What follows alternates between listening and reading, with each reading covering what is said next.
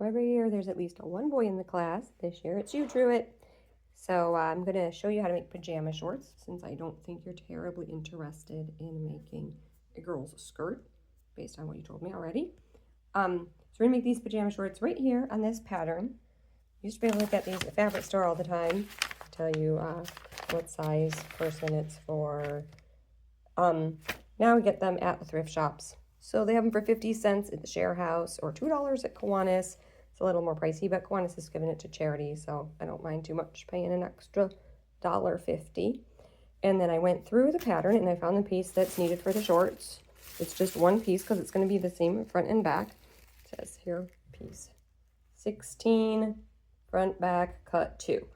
It is incredibly wrinkly because folding this much stuff to fit it back into that much space doesn't ever work out too well. So I'm going to just iron it so that it's easier to work with. I have this remnant left of a fitted sheet that I've made some other things with, and there's plenty on here for me to make the shorts. So I'm going to snip this edge off of here, and then I'm going to iron it nice and flat so that I'll have a nice piece of flat fabric to work with. I'm going to pin this pattern piece, which I have ironed, onto this fabric. I pinned it to the fabric. I folded it and laid it out so that the stripes will go up and down, because stripes that wrap around sideways just look very odd. People normally make clothes that the stripes go up and down if there are stripes involved. I pinned it right up toward the edge. I'll need to make sure to cut that because it's on the fold. And then put my pins close enough that it'll hold the fabric in place while I'm trimming it. Now the pattern calls for a separate waistband, and I did not want to do a separate waistband. I want to just have it tied in.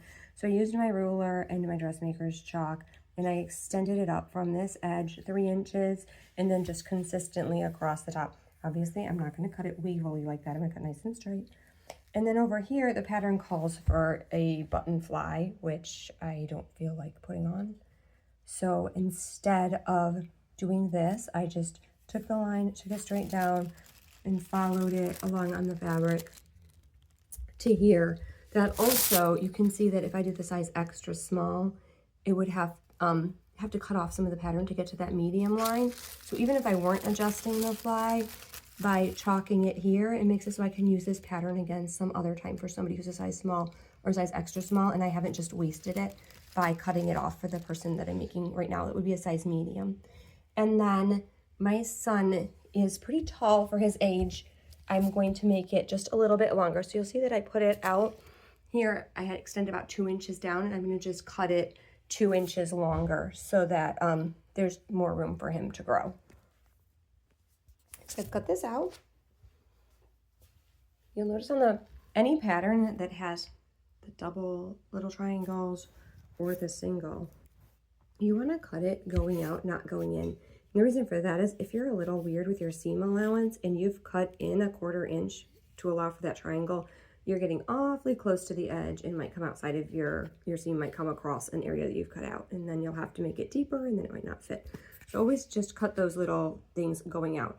And what those do is make sure that both of your pieces are aligned, not just at the top and the bottom, but along the way as you go. So we have this curve here is the back center seam, and that one is the front center seam. We're going to stitch both of those at 5/8 of an inch and then pink our seam so that it doesn't fray in the wash. I ran the seams and then I put this through my serger. If you don't have a serger, you would use a zigzag stitch here or use the pinking shears to give it a zigzag edge so that it won't fray. And then this is the front and this is the back. Next thing to do is to make the inner leg seams that'll form 2 leg holes. So we're going to just take it like this, lay it the other way. So we've got this here, and then this will come on top of it.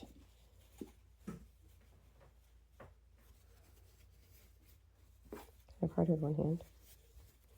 I'm going to pin this and run it at 5/8 of a seam, and then serge, pink, or zigzag this inner seam.